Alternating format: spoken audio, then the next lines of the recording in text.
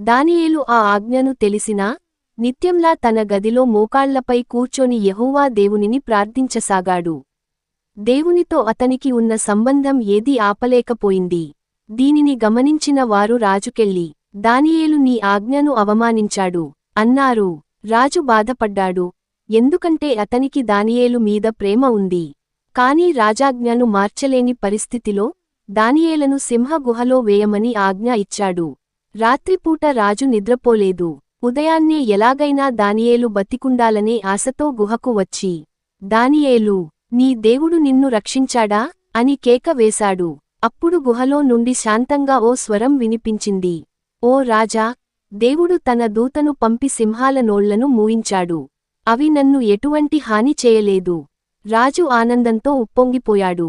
దానియేలు బయటకు తీసి, అతనిపై ఒక్క గాయమూ లేదు. అతను దేవుని నమ్మినవాడు. రాజు తర్వాత ఆ కుట్ర చేసిన వారిని శిక్షించాడు. మరియు తన రాజ్యంలో ఇలా ప్రకటించాడు, దానియేలు దేవుడు జీవించి ఉన్న దేవుడు. ఆయన రాజ్యం నిత్యమైనది. ఆయనే రక్షించువాడు.